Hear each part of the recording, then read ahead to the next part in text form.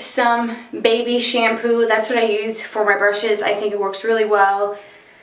There's a number of different shampoos that are made for brushes if that's what you prefer, but this is really inexpensive and it's available pretty much everywhere you go.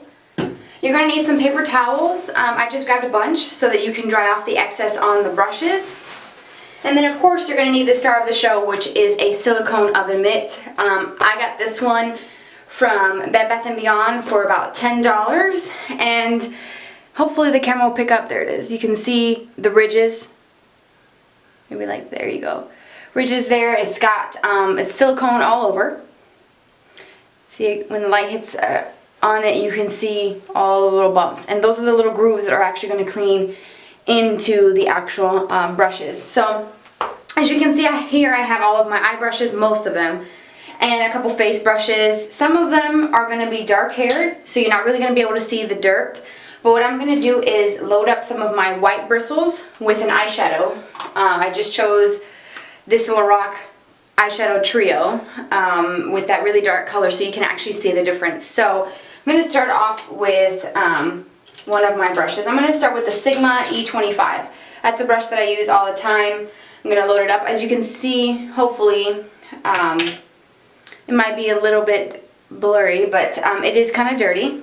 So I'm just going to load this up with some of my products so you can really see how well this cleans. Okay.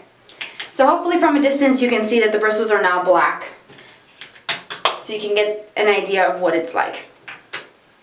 So what you want to do is put your oven mitt on. I'm going to put it on my left hand and then swirl the brush with my right. On the palm of your hand you want to add a couple drops of your baby shampoo. Okay, as you can see, hopefully, with the lighting situation, I know it's not the best, but I have just a little bit of shampoo in there, and then as you can see, this is my brush. So what you want to do, once you have your little drop of baby shampoo or whatever cleaner you're going to use, get some water on there and just kind of wet it like that, and then just start swirling your brush right in there to create that kind of foaminess.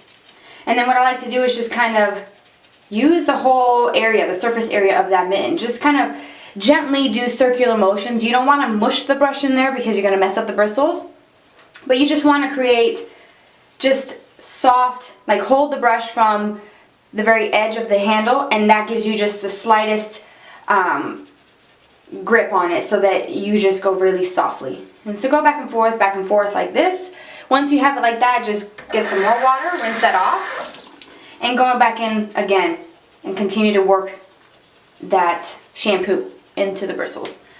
Then what I like to do is rinse the mitten off and then get a little bit of water, wet the brush, and then come in here and continue to go around in circles.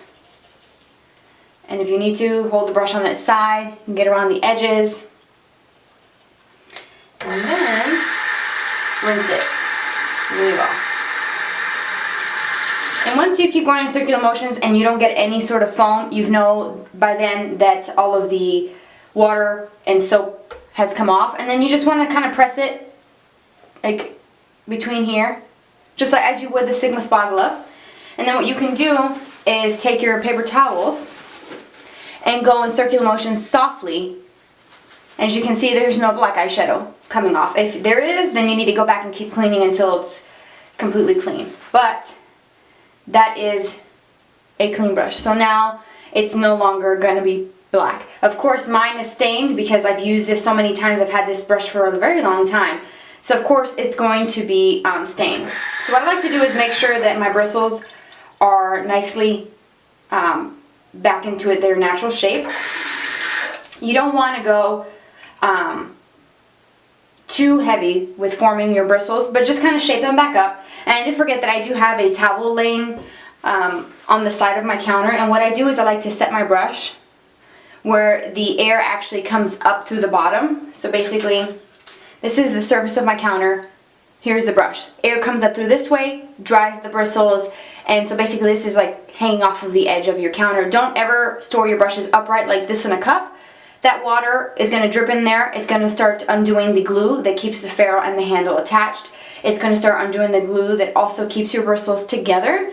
Don't put it down this way into a cup either. If this is a cup, you don't want to set it like this because you're not giving...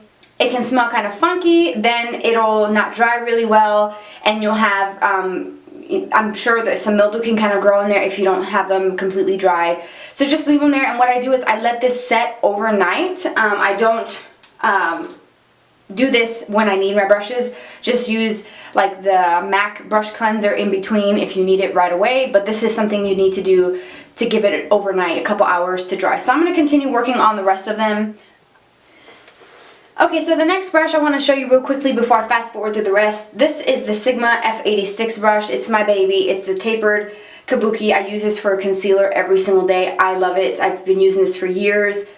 I have a difficulty getting this brush to clean any other way besides this method because this has a lot of concealer gooped up in there. So this one I'm actually going to do a little bit more of the baby shampoo.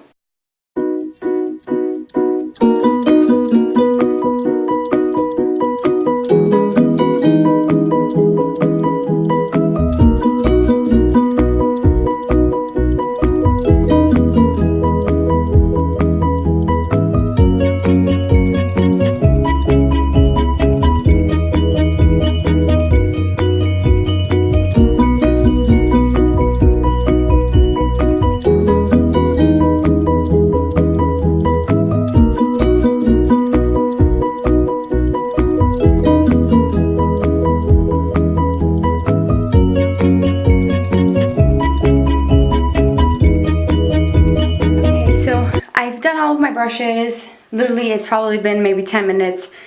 Some of my brushes that I use for, like I said earlier, this one here is my Coastal Scents one. This one I use all the time to buff in powder, and that has a lot of gooped up product. My concealer brush and everything, those take a little bit longer, but this is what they should look like once you've washed them. You want to shape them back up like this. For example, let me show you this one here. This is a Coastal Scents brush, and it's nice and shaped. As you can see, it's still wet, but as it dries, it'll become a little bit fluffier back to its normal state.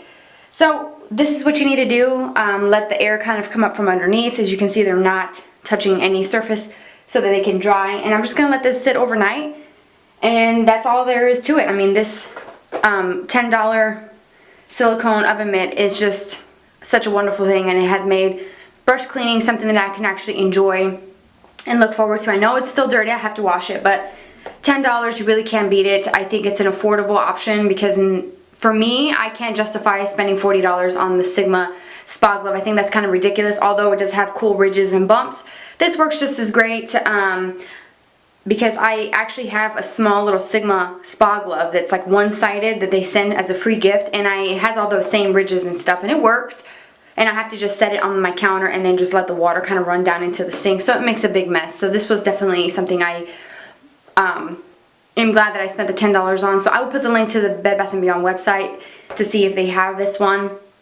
If not, you can just get any sort of silicone oven mitt. Just look for one that has like ridges, as you see here. I may insert some photos towards the very end so you can see more up close the ridges and the grooves on this. So just anything that's really soft that will be perfect for getting a lot of moisture from the water. And this one actually has a lining just because it's an actual oven mitt. So if it doesn't work and you don't like the way it cleans your brushes, then you can just use it for an oven mitt as you bake. It's no big deal, or you can return it. So I hope that this video was helpful and gave you some insight on how I clean my brushes. Super easy and quick and very affordably. If you have any questions or comments, I would love to hear from you. If you have questions, I will answer them as soon as I can. Also, don't forget to subscribe. I would appreciate you showing support and being a part of my YouTube family here. And thanks for joining me for this video, and I will see you very soon. Bye, everyone.